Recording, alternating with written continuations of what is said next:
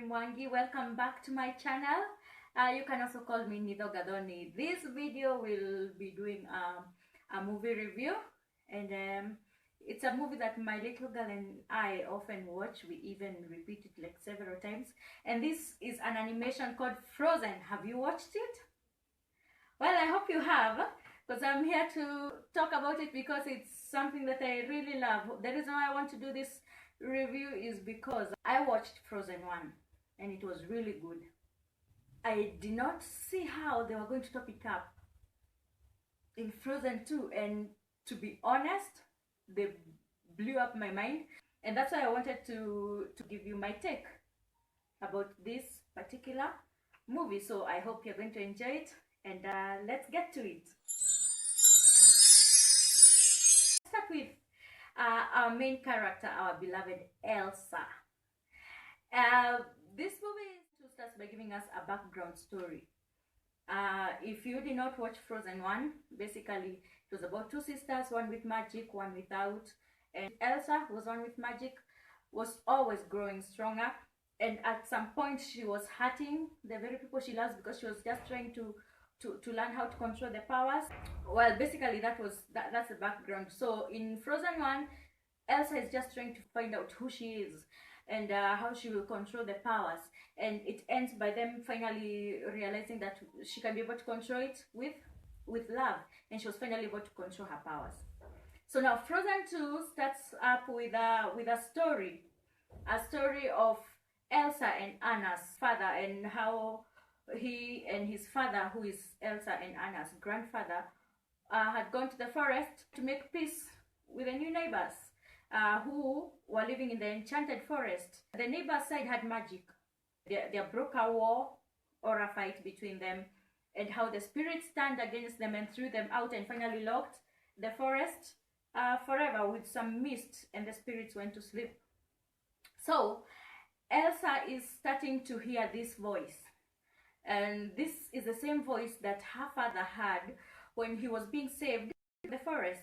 And now we are finding Elsa the queen. So Elsa is this beautiful, magnificent queen who is so strong and yet so beautiful and delicate. Elsa is starting to hear the voice, but she's not disclosing it to her sister. But now all hell breaks loose when Elsa now decides to confront the spirit. The song Into the Unknown, I think this is the best song in that animation. It is so beautiful, and the way this lady sings, she is incredible. And now it's combined with the voice, who is in real life, she's called Aurora. She's doing this thing, and it is so beautiful. So if you have not watched, you should definitely watch it. Animations have a way of bringing music to life, but I digress.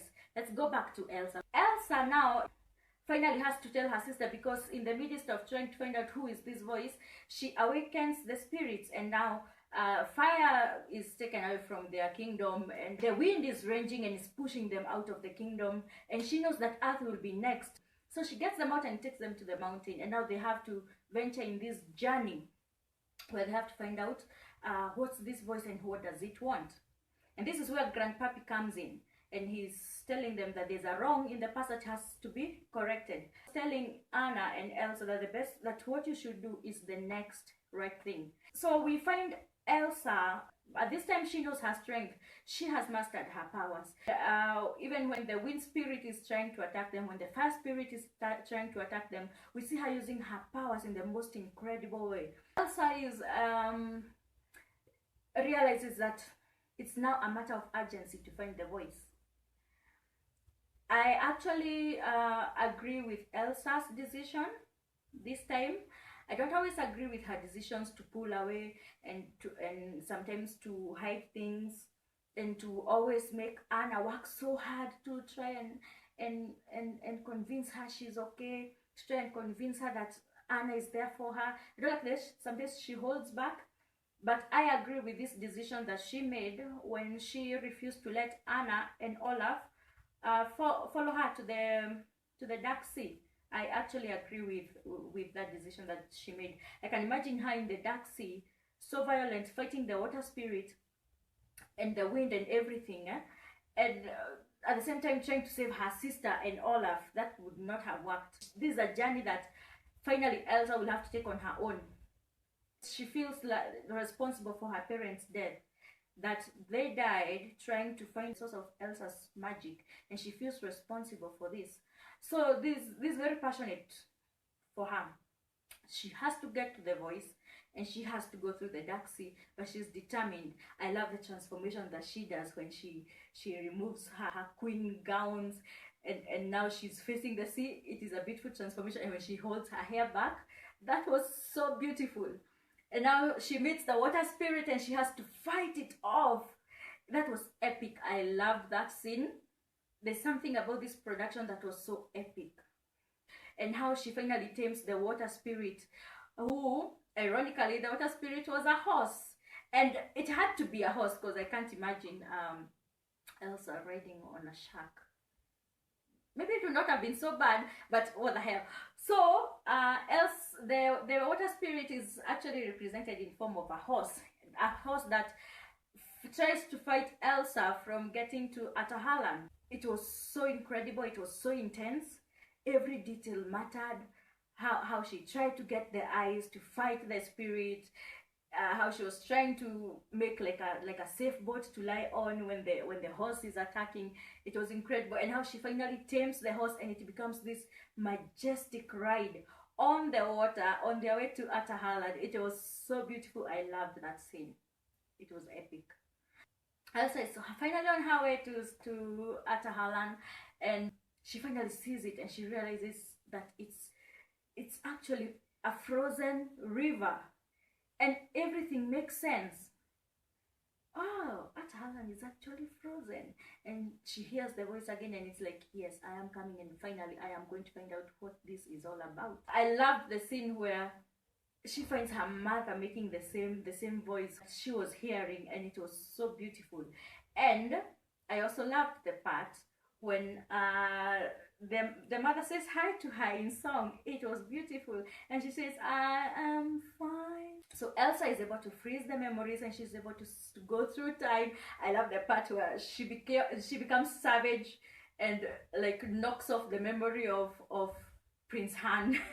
the villain from Frozen 1, if you remember. Yes. So that was fun. She's like, that was actually funny.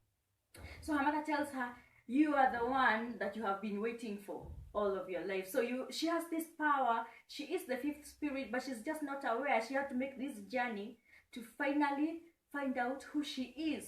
Basically, I'm very, very passionate about Frozen 2 because the details were amazing, and how they were able to get all the nitty-gritties together and create this beautiful story without losing the relevance of the first story. It's not like they are two different stories, but they were able to extract a whole new story from an old story. Now Elsa has to find out what happened between the forest people and the kingdom people.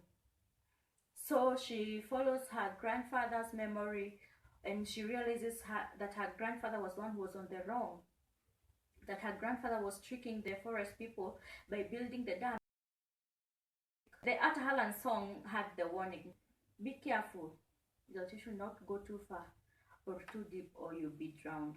And we see, for Elsa to get the story right, or for Elsa to correct the wrong that was done, she has to actually go very, very deep, and this is where we find her freezing.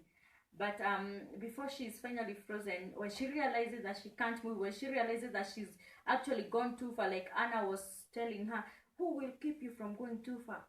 And she actually went too far, and now she could not move. She's getting frozen. And she sends out the message to her sister Anna.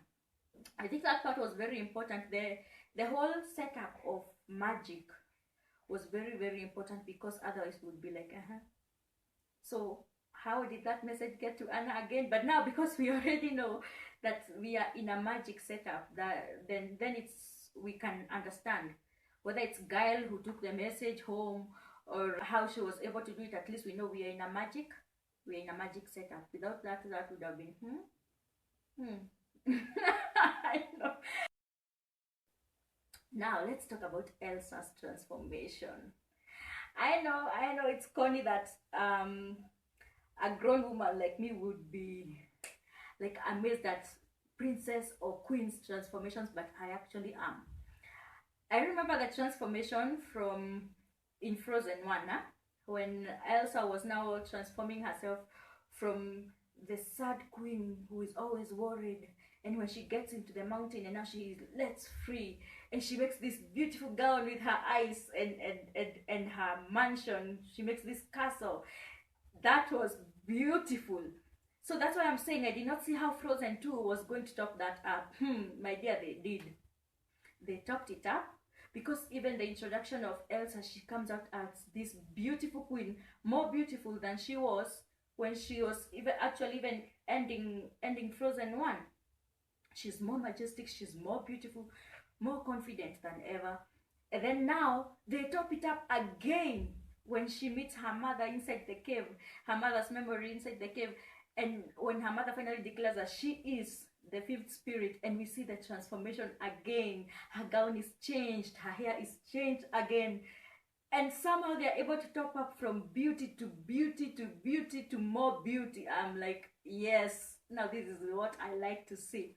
Details, and things that actually make you believe this thing is happening and this thing is true. I know it's cartoon, I know it's animation, but this thing is real. That queen has actually been upgraded once again. Upgrade to upgrade. For me, Elsa's transformation baffled me. This is what serious production is all about. Details and not leaving anything to chance.